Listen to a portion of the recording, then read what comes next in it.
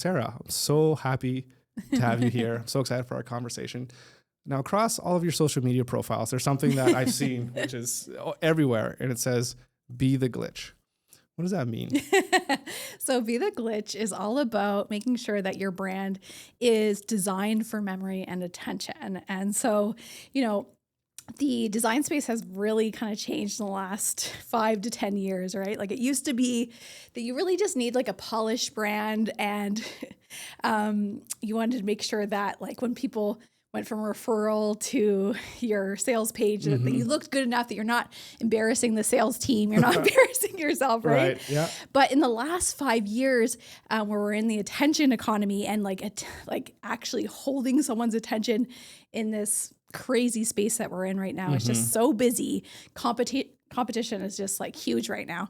We want to make sure that our brand is actually going to hold attention. It's going to be burned into our audience's memory. So when they're at the point of purchase, they're actually remembering you and thinking about you, and you're not being, melded in with like 1,000 other competitors that all look the same with everyone else. Okay, you mentioned their attention economy. Yeah. What can you define that? I've heard like Gary Vaynerchuk talks about this, and he's a guy that is pretty popular, and he's a little go, so he might be a little too high energy for a lot of people, but he talks about that a lot, the attention economy. Can you describe what that is? Yeah, and I love Gary Vee. I think I've been following that guy for years. Oh yeah, he's fantastic. Yeah. I think he's got great stuff. So really, it's like we're in a time where it just like the buyer process has changed so much. Like I said, it used to be very like a straight linear line between like referral to website. It was very condensed. And now we're in a time where someone might go to like your LinkedIn profile, to your blog, to your demo video, to a sales call, to a website. So it's a lot more scattered across multiple touch points. So many different points of contact for them to know about you. Exactly. So we're just like, we're in a time where the buyer process is more influenced by that, those attention platforms and those pieces. So it's like, if you can hold attention right now, if you can get attention and be memorable and be different, then it is actually affecting your bottom line right now. So that's kind of what the attention economy is about. Okay. We're going to dive into that. We're going to talk about how to actually do that, which I think is really, really important, because you want to know how to be able to catch people's attention. But before we get to that, can we just very quickly introduce you to our audience? People who don't know who you are. What is it that you do right now? Yeah, so I'm Sarah Hart, and I'm a founder of Hart Co. And I help founder-led brands and B2B businesses really create a visual brand that positions themselves as a leader in their space. And so I have an agency that I help. I do visual brand work. I really focused on that, designing for psychology in mind. So making sure that your branding is positioning you the way that you want to be positioned, so that you have a fighting chance in this economy that we're living in right now. I read somewhere online that when you were younger, you went to your cottage with your parents, and you guys, no TV or nothing, and you were just doing lots of drawing and illustration. Yes. So I wanted to ask you, is this something like going into this space? Because it's a very interesting space to get into, I find, being a creative. Like there's a lot of moving parts to it. But is it something that you've always loved? Maybe as a kid going through the cottage. Like, how is it that you came across this? Yeah, and that's true. So I have 3 sisters. We spent our summers at our family cottage, which was like more of like a camp in the woods with no plumbing, no electricity. Yeah. And rainy days, we would just draw and color. And my parents were always, really promoting us to like spend time doing artistic things. Okay. Yep. And then as a preteen, I remember my first like family computer, or shared computer. I think I downloaded like a version of LimeWire. I don't know if you remember LimeWire. Yeah. And bootlegged myself with Photoshop. Oh, okay. Yeah. Started getting into digital art. And so I think I had like a DeviantArt page with my Harry Potter fan fiction that I used to make fan art for. Nice. Awesome. And so I became especially digital art, that became like really like my pathway to getting into design school and just like working with brands and that sort of thing. Right. I remember those days. You talk about LimeWire, and then I'm thinking, because now it's, the Pirate Bay or whatever. But I think those companies like Photoshop or whatever I think they don't mind it so much if you do pirate software, because at the end of the day, it fuels your creativity, and then you start actually using the software, and then maybe you're going to use it as your I pay a lot for it now. Yeah. But yeah, this was back to early 2000s, right? It was Wild West back then, right? You didn't know if you're going to get a virus or That's true, the That's program. Like if you downloaded a TV show, it would take 3 days. Like.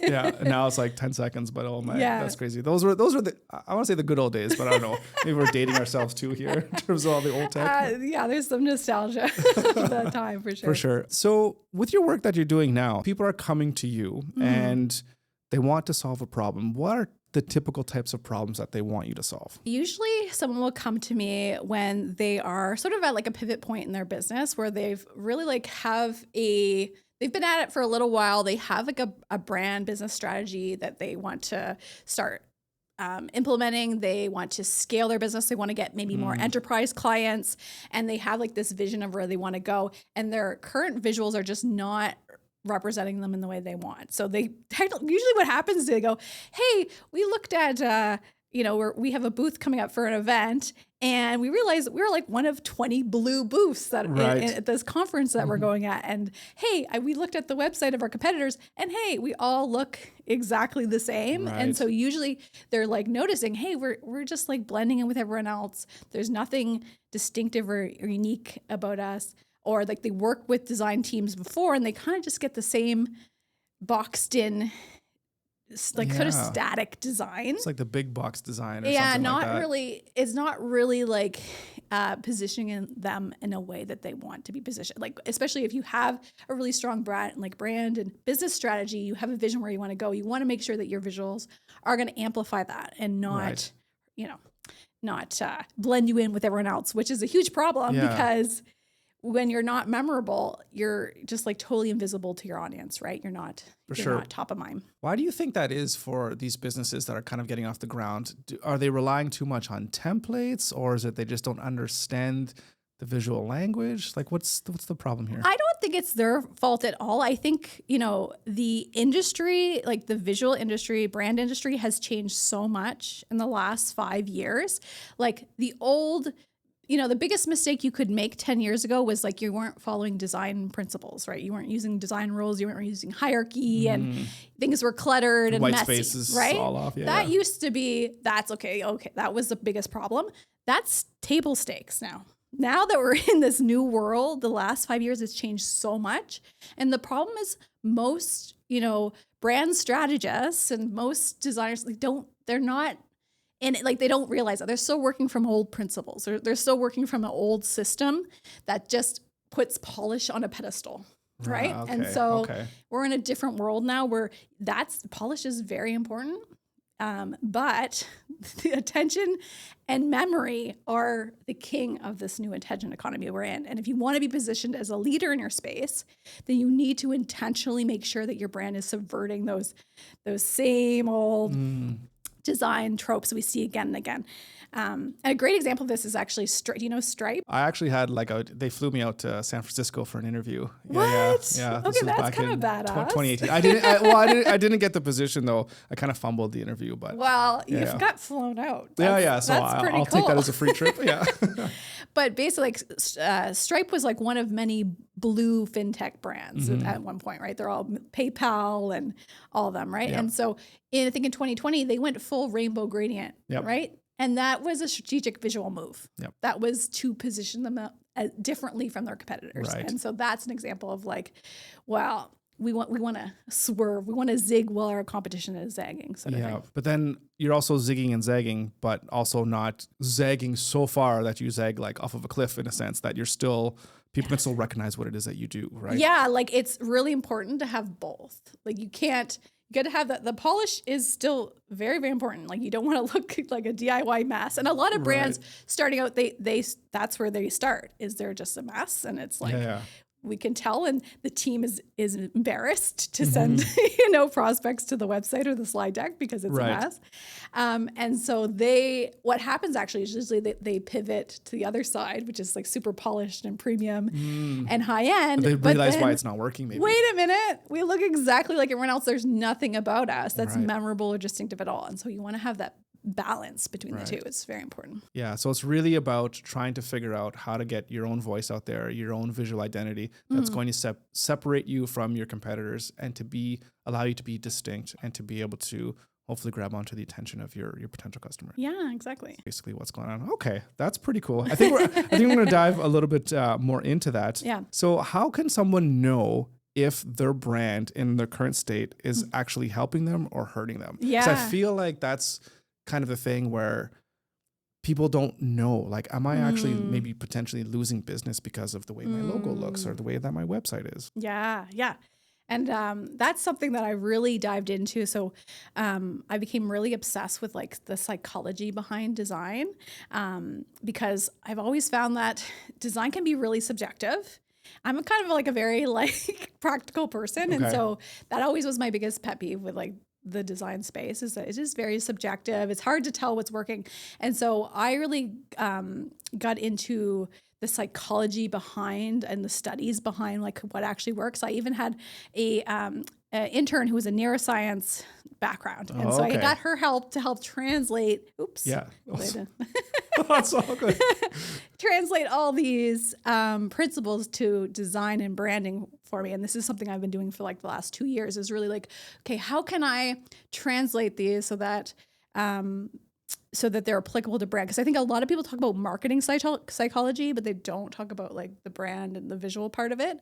And so from there, I created my system, which I call the visual sales funnel, which is really 4 parts to make sure that your brand is actually helping position you as a leader and not hurting you, not causing you, sometimes the lead and the sale. Right. And so that consists of like, top of funnel, we want to get that memory piece. We want to embed our brand into our audience's brain, right? And this is the von Rosteroff effect. Okay. And essentially, like we notice what's different, right? If you have 3 apples on the table and an orange, psychology wise, we're just going to be... You're going to look at the orange. We're going to look at the orange. Okay. That's just the way our minds work. We notice what's different. And so talking about stripe again, right? Like that rainbow gradient, or if you've heard of liquid death, the death metal water. The drink. Yeah, yep. Right? Like these are really powerful differentiators visually that are going to... that people just can't forget. It's just so noticeable and different. So that's our first thing we want to do is like have that distinctive visual asset. As we go down the funnel, once we have the memory piece, we want to capture attention. This is in the feed, through your sales deck, through every touch point. And so we use different visual psychology principles. There's things like using faces because we're like, as humans, we just can't stop looking at faces. Like that's almost why you see on lots of tech websites, there's like a person of someone's face right there, like really happy on the computer or whatever it is, maybe. Yeah, and even like where the eyes go, or if they're pointing, or an arrow. So there's all kinds of these little things, and YouTubers do these so well. Like with you ever see those thumbnails? The thumbnails, man, they've got it figured out. So there's like 100 different principles, and then as we get down the funnel to like when they're going from, let's say, your blog post to your website to your socials, we want to make sure that we have a cohesive sort of touch points across every piece. So this is called Gestalt psychology. It's like we feel it, like it creates friction in our brains if things don't line up perfectly.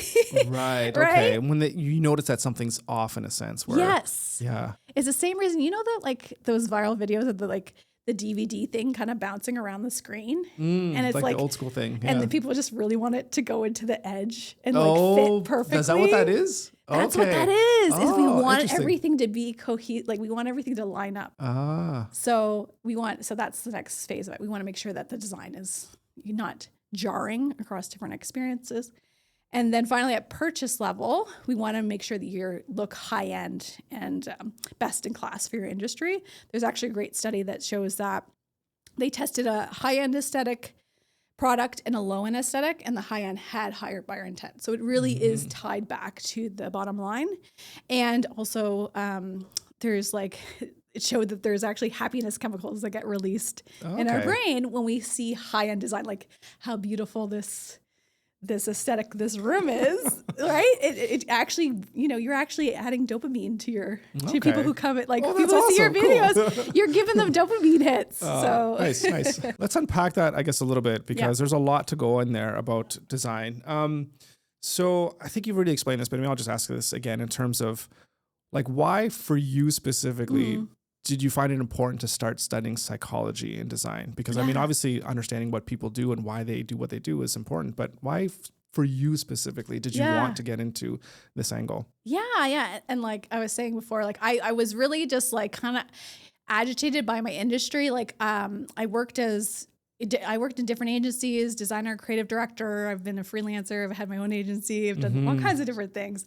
But I find there's always like these like very smooth talking, like BS brand strategists who really know how to play up the values and mission and, you know what I mean, all that stuff of a brand. But in the back end is actually just a junior designer, just actually picking what looks good and what's trendy. Yeah. And so I feel like there's a lot of BS in the industry that just sounds really good, but it's actually like meaningless, and it just drove me nuts. So I actually quit design for a bit because it was just like, ugh, I hate this. Did you ever get into those meetings where you're constantly talking with clients and they're like, you spend all your time making something and they're like, oh, well, actually, can you make this blue, or can you, make it pop, or can you just, make it like, is it too much of them trying to like put their own spin onto things? You're like, what are we doing here? Because you're saying everyone's just has their own feelings as to what looks good. And then you end up this huge project and it's like, you think maybe it looks ugly and you're like, well, I just did what they wanted. So they're happy. Like, and I wouldn't put it on the client. Like, I think it's just like the industry kind of just like makes up a story to make it sound good to the client. So the client is bought in, because like that's another psychology principles. We want meaning. We all want meaning, right? And I think it's just like, it can be, I don't think it's on the client. I really just think like they want it to be meaningful, but where we're actually pulling meaning from is just BS. That's the part that was wrong. Do you know what I mean? Yeah. Oh, yeah. Because there's no scientific basis for it. It's just like, well, why? At the end of the day, why is it like that? Well, because it looks pretty. In a sense. And there is really good science. There actually is great science. And I have this book. It's the top brand book, brand identity book. And I was going through it and I found this one about the Hootsuite recently rebrand. And they had this description of, I love those books that go through other people's rebrands and stuff. That's so cool. And the rebrand was really good because they did this, like they took the owl and turned it into a full mascot, which is really strategic psychologically because, again, faces and characters are something that humans really like gravitate to. They're super distinctive assets.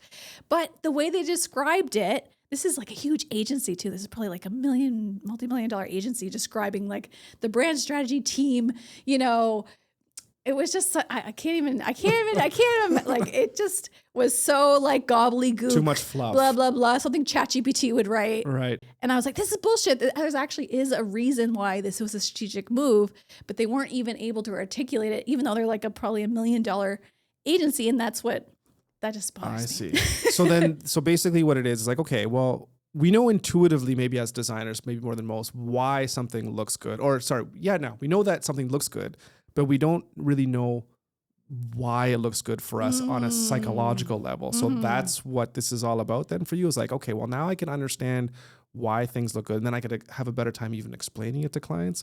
But then also when clients come to me with specific problems, I can use psychology to help figure out what is the appropriate solution, which might not be, oh, well, you just need a new logo or whatever, which they might come and ask for. Yeah. And it's really about tying it back to the buyer's journey, right? Like, so we want the visual brand to actually be like guiding them through and not gumming up their buyer's journey. And so that's really it. It's like all these, they're not just like random psychology principles. They're ones that are specifically thought out to fit the buyer's journey so that we have a checklist.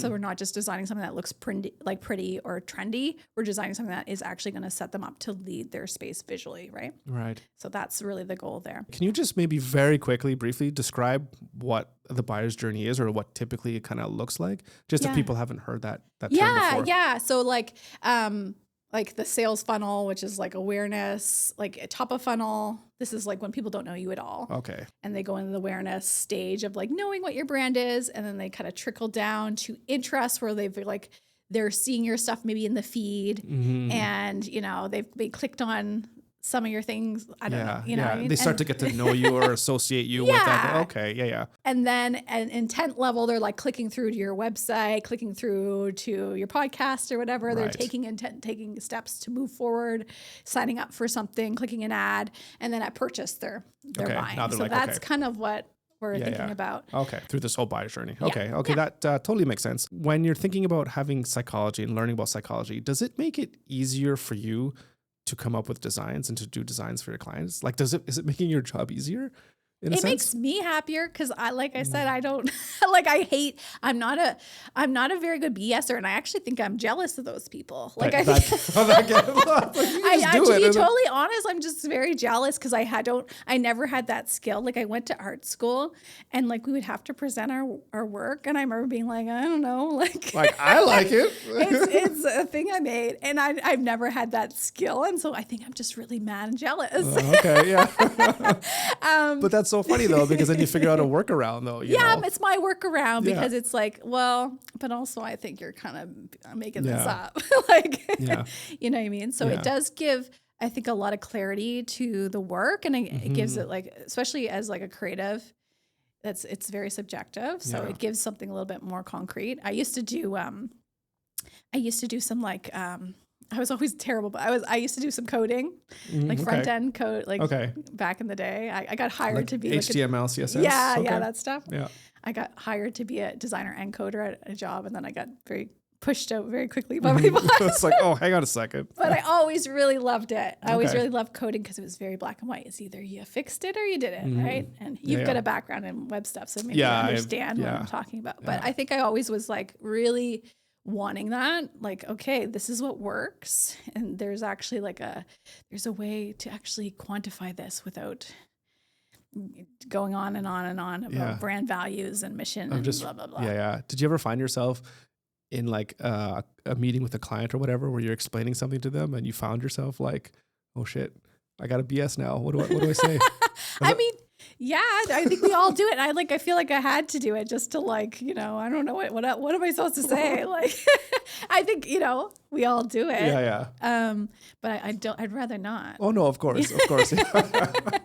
Yeah, absolutely. Yeah, but okay. Anyways, no, say it. What were you thinking? No, I was just thinking that I think at some point we all have to go through those learning pains and those learning growths of, you know what, maybe it's not fake it till you make it, because sometimes I agree with that, sometimes I don't. Yeah. But it's like sometimes you just have to go for it and you have to push yourself out of your own comfort zone. And, you know, sometimes you're going to have those hard conversations where you might not know the exact answer, but you kind of have to like push through it a little bit. I don't know. I've had those experiences before where it's like, oh, there's a big client coming through the door. They pay, you know, it's 5 figures of money that they're putting through. It's like, I got to explain like why I decided to do these things. And it's like, okay, well, I can't just say because I think it looks good. So I have to say something else. So, you know, you just kind of have to learn through that process. Oh yeah, that's totally normal. I think it's just like, for me, it's like when it's like obviously like sus. Yeah, especially when it's creative work too. Because like you said, it's at the end of the day too, even if you have the science to back it up, it's still subjective. I think I remember one time where I can't remember the specifics, but I was like, okay, I did research to understand like why people click, like why this like navigation structure is way better than this one. And I provided like actual data and everything. And they're like, well, I just don't like it. So put it that way. And then it's like, okay, well, I guess I'll do it your way. Don't complain to me if you're not getting any clicks or whatever. I don't know. Well, that's a little messy. Yeah. Like, why would they? Yeah, I don't know. Some people are very, I don't know, stubborn, but it's few and far between, I find. Yeah. But some people, they just, I don't know, they have problems letting go, I find sometimes, where it's like, okay, well, this is my way, or this is my thing, and I want it done how I want it to do, and nobody is going to tell me otherwise. I think that's like entrepreneur life, is you're kind of navigating personalities a lot. You have to kind of hold the space for different people to come into your process and like how to guide them. And I found that when I work specifically with founder-led brands, there's a lot of balance. Like founder-led aesthetic is really important. Like thinking about like Steve Jobs specifically, he had Steve Jobs had quite a vision. Like when he rebranded Apple, he went from like, they were like just one of the many like beige boxy computers, right? And he just like transformed that into like this colorful modern design. And that was when he came back after he was fired the first time, I think. Exactly. I got kicked out. I think that's like, I think that was he had an amazing designer, but I think a lot of that was the founder aesthetic. And so when I work with founders, I do a lot, like there's always a balance between this psychology of like what actually will make this a leader brand, and what a piece of that is the founder-led aesthetic. So we always have to balance the two.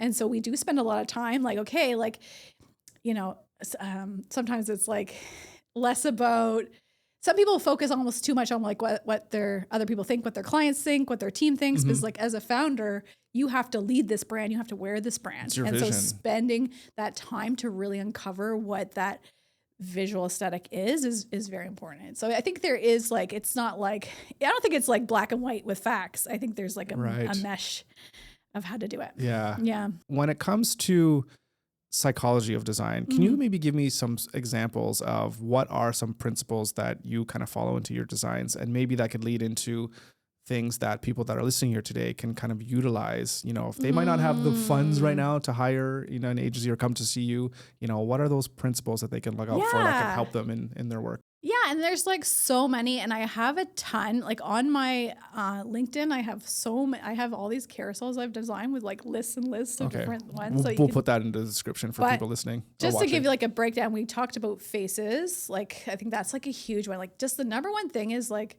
or well, not number one, but I think psychologically, like evolutionary, like we are so like we will gravitate to a face. And so if you have an opportunity, I think a lot of people too are like a little bit skeptical about adding like real people to things. And so if you can have, if you can add a face to something, add a face. So as an example, you just mean like, say I was going to post something on LinkedIn. Yeah. So instead of just posting a picture of, you know, I don't know, like a sky or something, maybe put a picture of yourself sitting at a park, even just looking like you're contemplating something that fits what you were saying, or just put a picture of yourself even. Yeah. And another one too, like, let's say you're posting and you're sharing a screenshot of something. Instead of just putting the screenshot, you could do like a picture of you, and then you could just like cut out the screenshot and put it over top. And I love that because you're using faces, and also like there's curiosity effect kind of happening there of like screenshots. You know what I mean? Like people are like, really, like what's in there? They're nosy, right? It's like you want to see what's in there. Yeah. So using screenshots, arrows, just like if you use a template, like everybody know, like it just feels like a template, you know, like so many, like if it's over polished, like it's just, so adding a little bit of those like extra. Another big, amazing one is infographics and frameworks work so well. Like, what do you mean by frameworks? Yeah. Or just like, I guess like, you know, the three circles might be just like that come together, whatever those are called. Venn diagram. Yeah. Frameworks. Okay. I don't know what, diagrams, that sort of thing. Like it's really interesting. I have a whole book about this, that I bought that's all about like the psychology of attention and persuasion. And this book is all about, slide decks specifically, like sales, B2B slide decks. Do you know what the book's called? Yeah. It's called, Made You Look. Okay. I love it. I have it on my desk and I'm like, love it. But it's really cool because there's kind of like this age-old design saying that's like, you know, less is more and simplicity is better. And it's like, actually we did tests and like hooked people up to brain scanners, and it's not like when you're actually, if you think about like, if you want to educate your audience, like you're doing a slide deck or you're posting content online,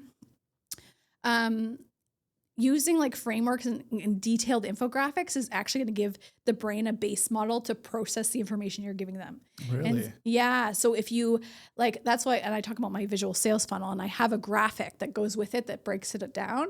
And it really is like, it's actually like, if you simplify your content too much, then you actually, it doesn't make your content feel as credible. It doesn't make it feel as like legitimate because it doesn't have a frame. The framework is like the base for everything. And also it's like, you know, eye glue because it's interesting. It's got details. It's got like little, you know, infographics and all that information. So like, that's kind of a cool thing. I think that's super cool. I use infographics and like, sort of like diagrams all the time and to explain things. Share online and through decks and that sort of thing, just because it's so powerful. So we talked about, or you just mentioned templates and how things look like templates. Yeah. That being said, though, are there specific design assets that people can use that can help them make these infographics? Because I can imagine the pushback we're probably going to get is that, oh, I don't have time to do all this. I don't have a design degree or blah, blah, blah. Yeah. But is there some ways that people can get started by doing this without, spending that much time? Like, are there assets that they can kind of piggyback off of? Yeah. I would just go in ChatGPT and just say, like, make me a infographic for this content. And then that give you a starting point, and then you could just like fix it up in Canva or something like that. It could be pretty simple. I think Canva has a ton too. Like, you could just look up, there's like a gazillion ways you can represent an idea, right, in Canva. So like, like honestly, so there are tools out there that people can use. There's definitely tools, and I get it. Like, not everyone wants to spend hours doing it. Okay. But for me, like, I think it can be like, if you are, let's say you're a business that has a signature methodology.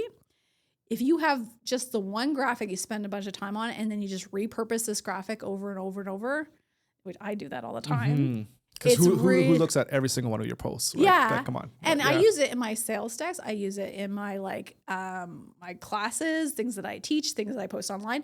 You're reinforcing the idea, and you're giving that idea like more prominence, and you're really just like gluing it into people's brains, right? Because infographics are just super powerful. They light up the brain, right? Right. And they draw people in. Okay. Well, that's really interesting, because I always approach this from the old school way of like, okay, well, fire up Photoshop, fire up InDesign, and I got to make everything from scratch. And then like one infographic, oh, that's going to take me like 4 hours of work to do or what have you. So now knowing that there's, AI tools, or there's things that can do this like 90% faster, like, okay, I think that's a really good.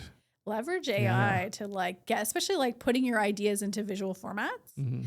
I use ChatGPT all the time to help me come up with visual ideas for stuff. And visual analogy is another one. It's like visual analogy like creates this aha moment in people's brains, right? Like, they're like I talk about being the glitch, and I have all these images that I use. I had one recently. It was like an old timey woman eating a slice of pizza, right? So it's like having these visual analogies. Because you're like, why is this person eating a piece of pizza? Yeah, it's like, what's this, right? Okay. I have another one. It's an apple, and it's cracked to be like an egg yolk inside.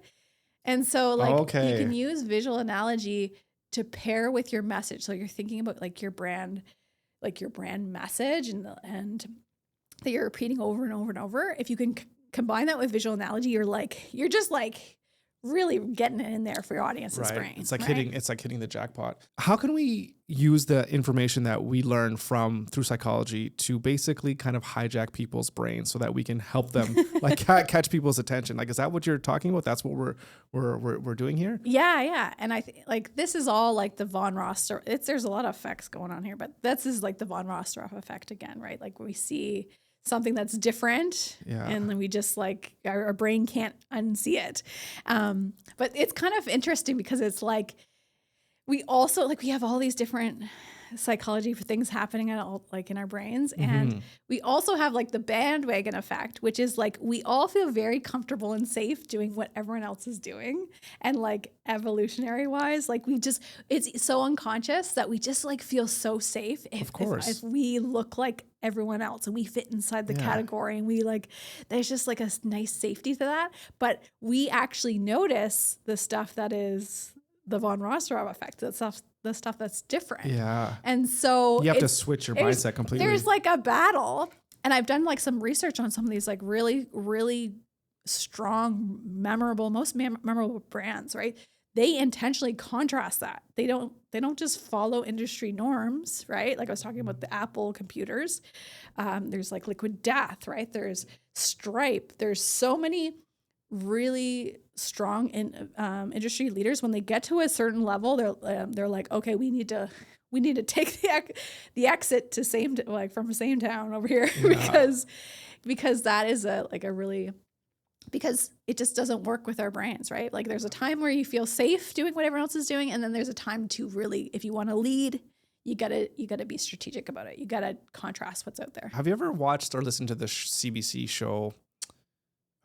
Oh my goodness. It's like the marketing show that they do. Oh yeah. What the heck's it called? My dad loves it. We always listen to it in the car. Oh my goodness.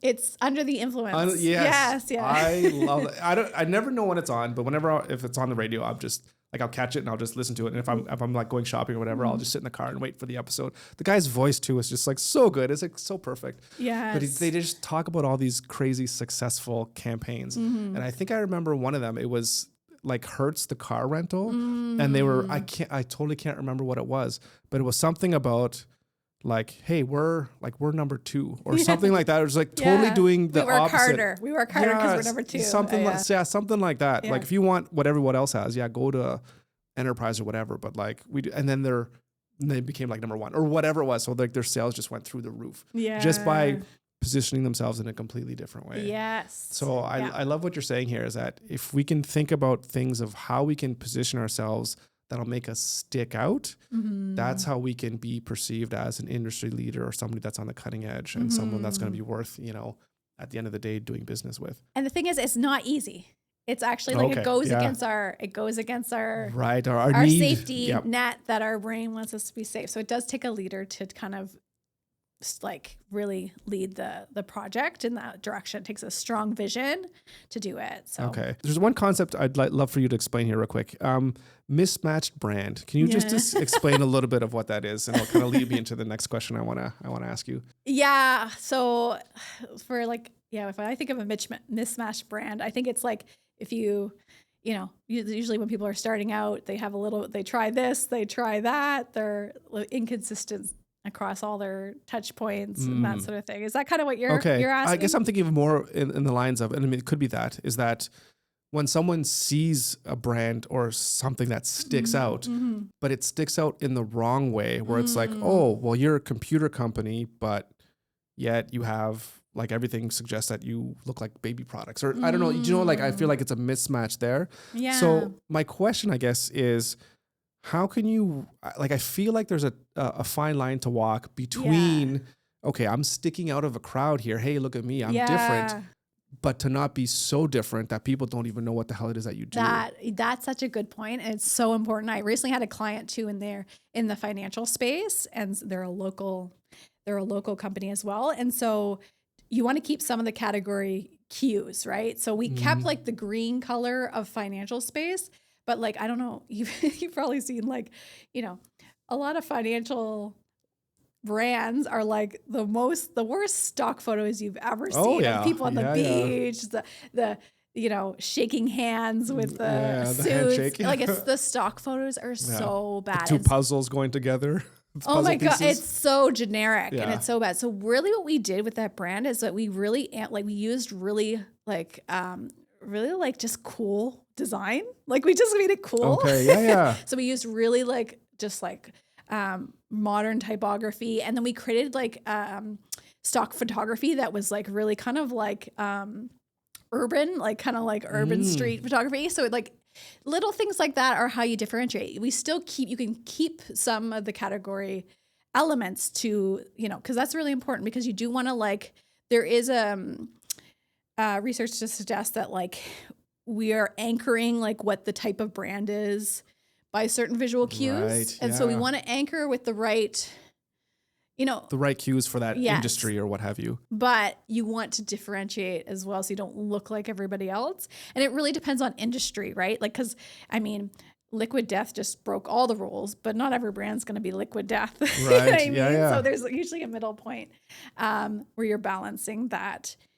Differentiation with polish, which again is like the visual sales funnel, right? We're making sure that we knock all those pieces off so that you are actually positioning yourself in the right way. Do you think there's any actionable advice that you can give to someone who's listening here of just things to be careful of when they're trying to differentiate, to maybe avoid doing so that they don't go too far off? I think it's more about balancing it with that polish piece. So a good example of differentiation that's also balanced is have you heard of Notion? Notion is a software. Oh, no. Or not so software, but yeah, I know Notion. Yeah, Notion. I use Notion. Yeah. Notion's got a great brand. Yeah. So they really lean hard on illustration and the mascot. So they have a very signature illustration style. They use their illustrations. They've got mascots for their AI tools. And so they've really gone hard on this very specific illustration style that's uniquely theirs. But if you look at everything else, it's very white and black and simple. And so you can have a very simple brand paired with a strong distinctive visual asset. Okay. Right? And so if you go all distinctive, you can look a mess, right? You can look like all over the place. So there is a balance there. Right. And sometimes that means like stripping out color, stripping out the typography so it's more minimal, right? And things like that. So you're finding a balance. Just having that anchor, I think, in... Yes. Yeah. Okay. If I can, I want to put you in a little bit into the spot here. Yeah, sure. Because I have my brand here, Unconventional Mindset. So this is for this podcast. So I did this in like 10 minutes because I'm like, I need to have something, throw it up there, and I have this little green dot, and I figure that could change colors depending on what type of content I'm doing. So I think I'm going to need to at some point start thinking about what I can do for this brand. Is there anything that you can suggest to me that I can keep in mind when, like, I mean, probably I think I just have to go to you to be like, Sarah, can you just do this for me? Because I don't understand this. Yeah. Is there anything that, that you could suggest for me that I can keep in mind if I'm trying to, or as I'm trying to grow and stand out of the market of all the other podcasts that are out there, right? Because there's so many people that are out there, and there's so many other different podcasts. Yeah, actually, I have a prompt. So I created an AI prompt that really helps with this. It gives you a brutal, like, honest analysis of like everyone else in your space and like really finds, okay, what are those stereotypical things that like podcasts, people do, and that will list them. And so what you want to do is just see like, okay, let's create a board of all these like stereotypical elements. And that's where you start. Cause you say, we're not doing that. We got to contrast that. And so that's where you want to start is like, okay, what are the stereotypical moves and like, what do we want to like contrast? And you can still keep some of the, like I said, with the green, with the financial brand, right? Like, there might be some stereotypical things you want to keep, but there might be something that you're like, oh, we're actually going to subvert this expectation of what a podcast, like if your logo was like a mic, right? Like that would be so stereotypical. That would it's like, oh, here we go again. Look at this guy. The mics and, what is something totally, and then you'd want to connect that distinctive visual element to something like you can, I don't know, like you might want to connect it to something to your personal aesthetic. Right. You know what I mean? Okay. You might want to connect it to just something like random or I don't know. So like, that's where I would start anyway. Yeah. Okay. How important do you think is keeping in mind who the target customer is and what they might be going through? Because like I said, for this podcast, I'm trying to reach people that want to start business, get into entrepreneurship, figure out how they can, live their best life in a sense. Those are the types of people that I want to kind of watch the show. Should I think of what they might be looking for so I can tap into something in their brain in a sense, like, oh, what are they thinking? What would connect with them? Yeah, like I think having that shared vision that connects it all together would be really good. Like you want it to feel like you too. Like you want, like I don't put a lot of emphasis on the customer usually, because if you have a really strong like brand and business strategy, or you have like what you want to do, like what your message is. This is what we stand for, then people gravitate to that. Right. People come in. So you're not like, like thinking about Steve Jobs and Apple again. He's not just like making computers to satisfy the people. He's making this new thing that like people can. But he saw the market, right? It's not for everybody. It's just for these people here. Think different. It's just for these guys. That being said, that polished piece is really important. So if your clients, are, expect a certain caliber of work and your pricing is higher, you want to make sure that you infuse that premium. Like you want to use those premium design principles. Right. So I'm not saying like just go full on being different. Yeah. That premium part is very important. Yeah. And I think you do that really well. Like I think you look high, like you look legit. Like I think you do that really, really well. And so maybe it's just like, what is that one little distinctive thing that you add on top of that to like give you an edge? And you know what? Like I said, I think people can kind of do, like, honestly, like you don't have to get this right away. It's usually people who are years in and they're like, we know exactly what we're doing. We're scaling our business. Like we have the vision. That's really when it all needs to come together. Yeah. So you have time. Yeah, that's a good point because I'm just kind of starting this and still trying to figure things out. And I tell people, come back later, man. Right. There's stuff here that you won't that isn't like, we don't have all the pieces yet. Right. Because if I come to you and say, hey, can you help me do X, Y, and Z? And you do it. And then like 3 months later, it's like, oh, remember when I said X, Y? It's actually A, B now. Yeah. I like personally, I don't want clients at that stage because I feel like that will just be a waste of their money. You really want it to align with the brand. Are those types of clients a little bit more difficult to work with too? Because I don't want to say this to disparage clients too much here, but are they nickel and diming so much because they're at that startup phase and they don't have that the money to really put into it? Yeah, I don't know. I found that it's more like they're unsure and they're like that they don't have the clarity. It's difficult to work without clarity. As like a creative, pulling out the clarity is like where I'm working, right? And so if I don't have the right data and like direction, then I can't really. And actually working with brands is also often it's like a list, like kind of litmus test for how strong that strategy is. Because if I don't have 100 ideas for like how we can represent the brand, then there's something foggy going on in the background. There's not really a strong. Because you don't even really understand it then. Yeah, like it's a lot of like blah, blah, blah. I wish I would have talked to you like a couple years ago. Where were you? Because I could have used this advice because like I said, I was working with clients and doing things. And I think you nailed it right there is that I would work with these clients and they wouldn't really know what they wanted. And I was trying tooth and nail to tease it out of them. Yeah. And if I couldn't do that and I would go ahead and do the work, that's when they would come back and be like, oh, well, actually, can you make it blue instead of red? I was like, what? Why didn't you say that initially? Because they didn't know. They weren't there yet. And like so my whole past 10 years has been like illuminated. Just I was like, oh my God, that's what the problem was. It's tough because you have to say no to a lot of more people. But then the people you do work with, you can, I think, charge a higher price point because you can help them with a specific problem, right? They're your people. Yeah. It's like for you, I mean, you're living what you're saying in the sense that, you're not for everybody. Yeah. And it's so fun when you get a client and like, oh my God, they've got this great strategy and they're pivoting their business and they're like, they've got it figured out and this visual brand is just going to amplify that and give them everything they need to really become a leader in their space. So I love it. I want to just pivot a little bit and talk about you and like entrepreneurship here for a bit. And I have here that you created an online course back in the day. Yeah. And you were saying that you made over 6 figures selling this. Yeah. Congratulations, by the way. Like to get to that point is like amazing. Like that's like 6 figers. Yeah. That's crazy. And 10 years ago. So that's like. Yeah, my early 20s, I was hustling, man. I was like $20 million in today's money. Like it's crazy. So can you just tell me a little bit about that? Like what is it that you sold and how did you get to that point where, 6 figures? I know. So I've always I should back up. So my first business ever was I had a little farmer's market booth at the farmer's market. Okay. And I sold plantable carts. So that was 23. I started that business.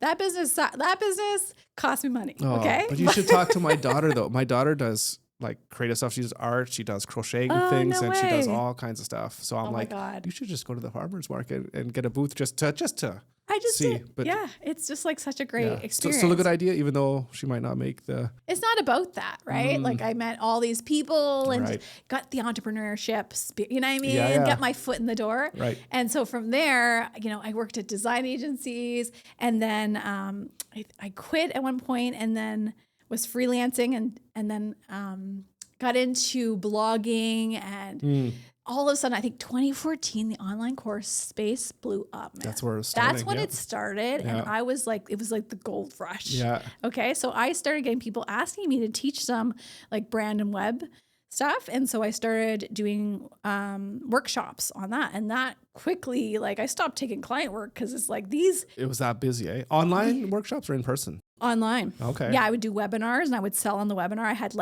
I don't know if you heard of Jeff Walker. He was the OG. I had his book, The Launch Formula. Okay. And so funny. I was really shy. I was really nervous to even do these at the time. And I was I bribe my friends to come on my webinars so that so it would be just you giving the webinar. I would be I was so nervous. But anyway, I just really I was having a blast. I was like, oh, this is so fun. I'm teaching. I got all these people from Australia, people from the US and Canada. Crazy, eh? And I just started teaching and launching these basically I had a program called the Brand Mapping Method where I teach people how to do their brand and website.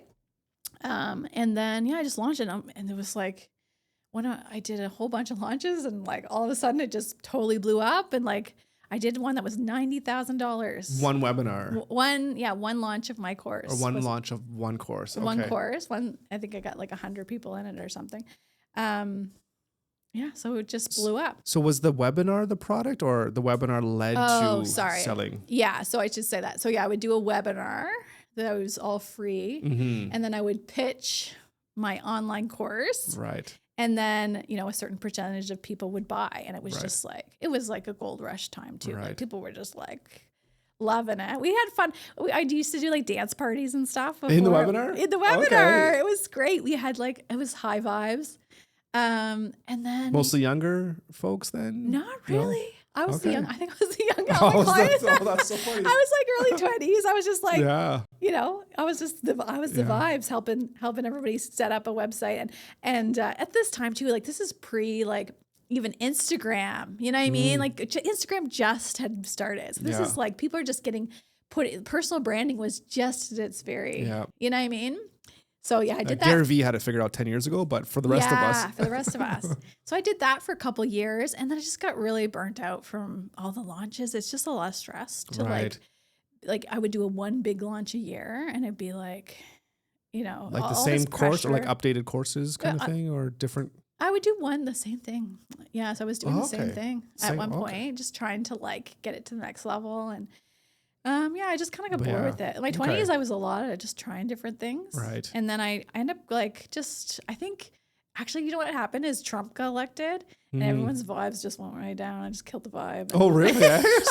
Honestly, I've heard him getting blamed for lots of things, but not for tanking. Honestly, 2016, it was the end of 2016. Everyone was like, I was like, I'm done. I'm done with this. Yeah, I can't teach web design. I got to be depressed for a couple weeks. And then, I went and I got a job as a creative director at an agency. Okay. So I was like, let's try something else. So that was kind of what happened there. But so what would you say is your biggest takeaway from that experience? Yeah, it was really cool to I'm like a kind of small town Halifax, person. Like it was my first experience of like having like a global audience. You could reach a global audience from here.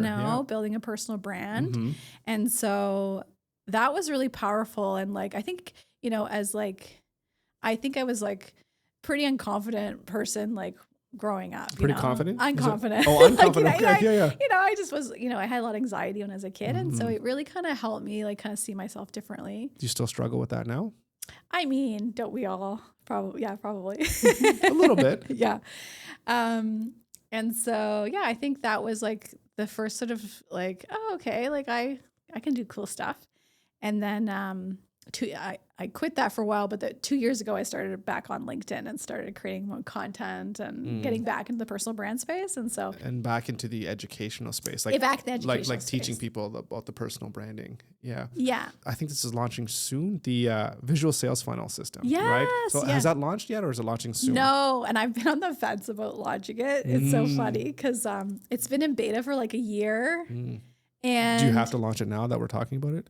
I saw your questions. I was like, I guess I have to do it. But I'm like, what, 6 months pregnant right now. So I'm like, I feel like I should just get this out there before I have a baby.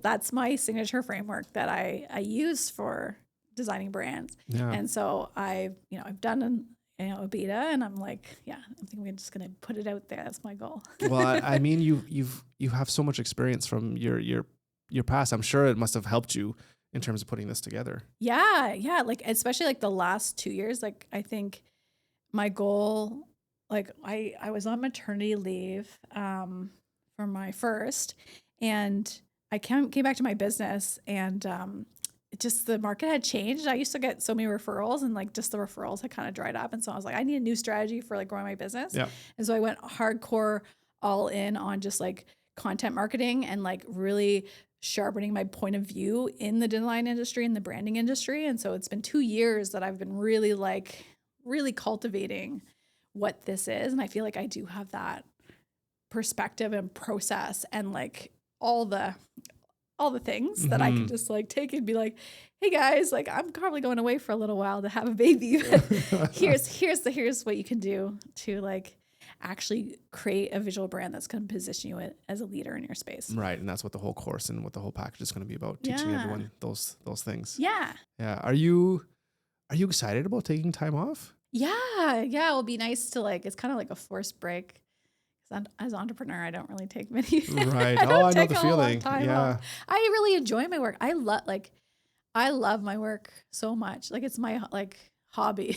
like it feels like, it feels like fun most of the time. Yeah. If you get to that point, I think everyone's striving for that point. If you can wake up every morning and be like, not I have to go to work, but it's like, okay, well, I get to work on something that I enjoy doing. And yeah, like you said, not every day is going to be the sunshine and rainbows, but for the most part, you feel as if you're doing something that you enjoy doing and you feel like you have a sense of purpose, and you can even get those aha moments in your client's eyes or whatever. It's like, it makes it worth it, right? And then it doesn't feel like there's nothing to step away from because it's. Yeah, exactly. And I feel like it's like the ultimate personal growth tool is being a business owner.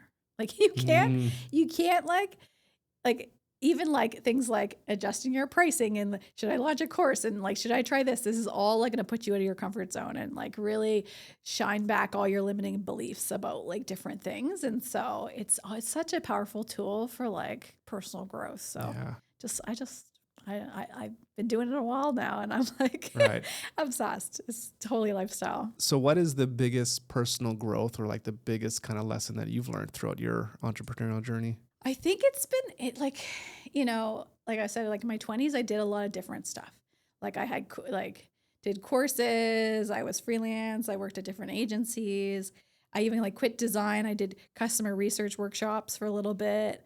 And so I think in my 20s, I was trying a lot of things.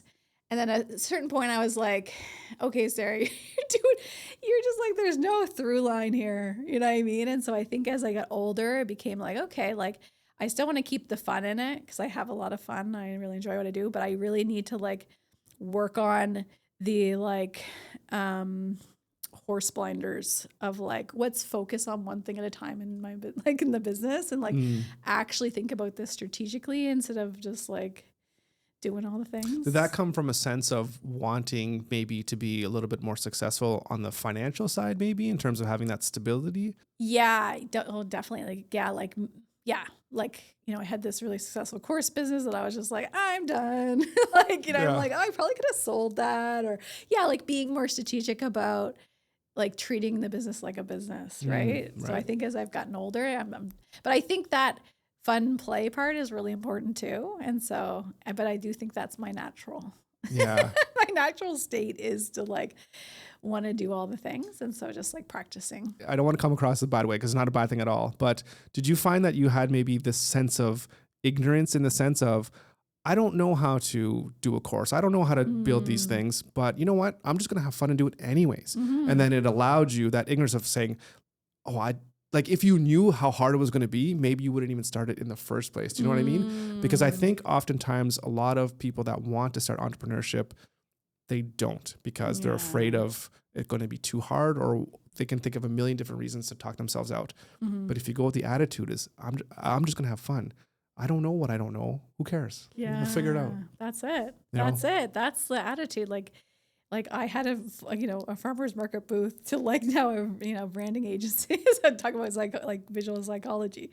It's like a whole I think people can, if you're thinking about like starting a business, I promise you the vision you have in your head isn't going to change 100 times. So it's might as well just like jump in the water and get it over with because it's like it's not going to matter. I mean, I'm sure you can talk to that too, right? Like, has your business changed a lot since like you first started it? Oh man, 100%. Like there's so many different businesses and everything has changed. Even from like a year ago, like I was doing web design and I was going to build a web app and that was going to be my whole thing. I was going to help other web designers build websites for their clients. Yeah. And then here I am doing podcasting and I never would have thought in a million years that it would be this. Right? Yeah. It changes so fast and the market changes so fast. And like, it's just like volatile city.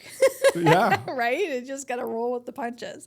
So I don't think there's room for like at the very beginning, at least, you need to be open to all the possibilities. Yeah, I love that. And I remember my first foray into business, and this was back in 2009, and it was a company called Giving It Away. And the whole premise was so stupid, but it was awesome at the same time, where I would basically every week I would hold a contest. And in order for you to enter the contest, you would have to like tweet about it and comment on the YouTube video. And there was just on the website, you have to like register, whatever. And it was just me doing a video, like giving away like a $50 Amazon gift card. And then if you go on the website and you register, you can win another $50 gift card. So it was just this contesting website. I had no idea what I was doing. And like my wife and I, we went around with a camera and I was just recording. I was going to campus. I'm like, hey, do you want a present? And I was just giving random people presents. It was almost like Mr. Beast style stuff way back in the day, because I was just doing random goofy stuff. And the idea was to get big enough so that YouTube ad revenue would be able to pay for the prizes. And almost worked. It got to the point where like I think I gave away like about $10,000-$15,000 worth of stuff, but I only made about like 7 or 8 in Google ad revenue.